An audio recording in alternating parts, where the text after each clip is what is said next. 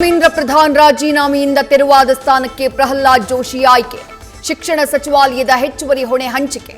ಜವಾಬ್ದಾರಿಯನ್ನ ಸಮರ್ಥವಾಗಿ ನಿಭಾಯಿಸ್ತೀನಿ ಎಂದ ಜೋಶಿ.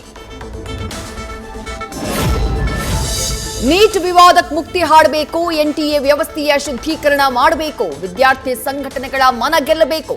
ನೂತನ ಶಿಕ್ಷಣ ಸಚಿವ ಪ್ರಹ್ಲಾದ್ ಜೋಶಿಗಿದೆ ಸಾಲು ಸಾಲು ಸವಾಲು. ಎಕ್ಸಾಮ್ ಅಕ್ರಮದ ವಿರುದ್ಧ ಕೇಂದ್ರ ಸರ್ಕಾರ ಸಮರ. ಶಿಕ್ಷಣ ಮತ್ತು ಪರೀಕ್ಷಾ ವ್ಯವಸ್ಥೆಯಲ್ಲಿ ಭಾರೀ ಬದಲಾವಣೆಗೆ ತಯಾರಿ. ನಾಳೆ ಸಾರ್ವಜನಿಕ ಪರೀಕ್ಷೆಗಳ ತಿದ್ದುಪಡಿ ವಿಧೇಯಕ ಮಂಡಿಸೋಕೆ ಸಜ್ಜು. ಮಂತ್ರಿಗಳೇನು ಅವರಾಗಿ ರಾಜೀನಾಮೆ ಕೊಡಲಿಲ್ಲ, ಆ ಪರಿಸ್ಥಿತಿ ಬಂದಿದ್ದಕ್ಕೆ ಕೊಟ್ಟಿದ್ದಾರೆ.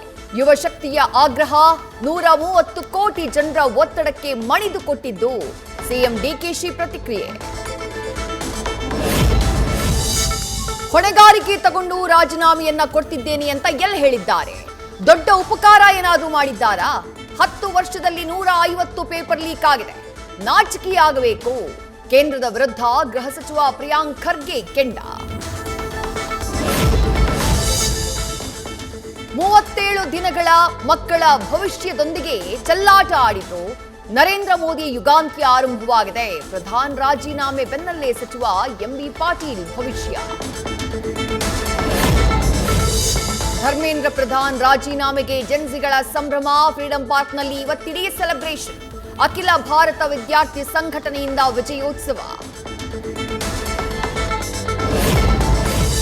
ನೀಟ್ನಲ್ಲಿ ಯಶಸ್ಸು ಕಂಡ ಕಾಕ್ರೋಚ್ ಹೋರಾಟ. ಬಿಜೆಪಿಗೆ ಶುರುವಾಯಿತು ಪೀಕಲಾಟ.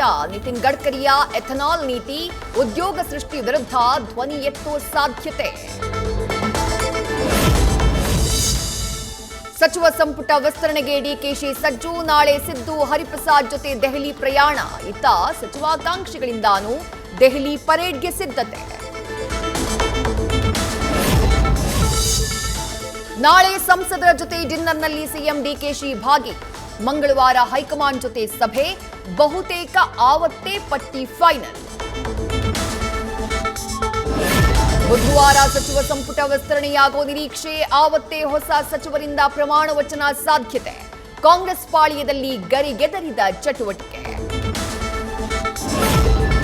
ಸಚಿವ ಸ್ಥಾನಕ್ಕೆ ಹೆಬ್ಬಾಳ್ಕರ್ ಸವದಿ ಕಸರತ್ತು. ಹೈಕಮಾಂಡ್ ಮಟ್ಟದಲ್ಲೂ ಲಾಬಿ. ಮತ್ತೊಂದು ಕಡೆ ತಮ್ಮದೇ ದಾಳ ಉರುಳಿಸ್ತಾ ಇರೋ ಸಚಿವ ಸತೀಶ್ ಜಾರಕಿಹೊಳಿ. ನಾನು ಕೇವಲ ಮಂತ್ರಿ ಸ್ಥಾನಕ್ಕೆ ಲಾಬಿ ಮಾಡೋಕ್ ಹೋಗ್ಲಿಲ್ಲ. ನನ್ನ ಮತ್ತು ಹೈಕಮಾಂಡ್ ನಡುವೆ ಚರ್ಚೆಯಾಗಿದ್ದು ನಮಗ್ ಮಾತ್ರ ಗೊತ್ತು. 1 ವಾರ ಕಾದು ನೋಡಿ ಎಂದ ಲಕ್ಷ್ಮಣ ಸವದಿ.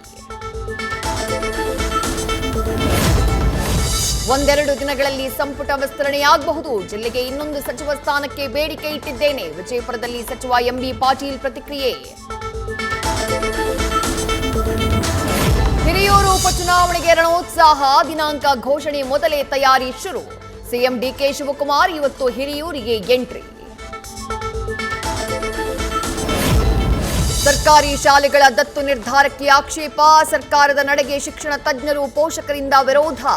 ಖಾಸಗೀಕರಣ ಕೈಬಿಡದೇ ಇದ್ರೆ ಉಗ್ರ ಹೋರಾಟದ ಎಚ್ಚರಿಕೆ. ಬೆಳದಿ ಟೌನ್ಶಿಪ್ ಜಟಾಪಟಿ. ರೈತರ ಹೋರಾಟವನ್ನ ಬೆಂಬಲಿಸಿ ಆನ್ಲೈನ್ ಸಹಿ ಸಂಗ್ರಹ ಅಭಿಯಾನ ಶುರು. ಸೇವ್ ಬಿಡದಿ ಹೋರಾಟಕ್ಕೆ 71,000 ಜನರಿಂದ ಸಹಿ.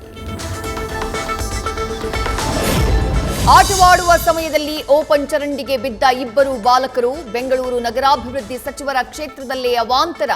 ಅಧಿಕಾರಿಗಳ ನಿರ್ಲಕ್ಷ್ಯದಿಂದ ಪ್ರಾಣ ಸಂಕಟ.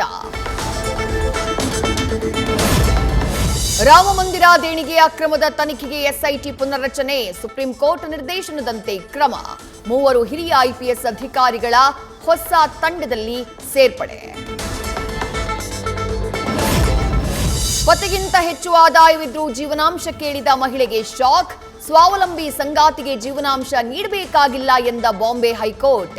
ಭಾರತೀಯ ಕುಟುಂಬ ಕಾನೂನಿನ ಅಡಿಯಲ್ಲಿ ಮಹತ್ವದ ಆದೇಶ. ನ್ಯೂಸ್ ಫಸ್ಟ್ ನಿರ್ಭೀತಿಯಿಂದ ನಿಮ್ಮ ಪರವಾಗಿ.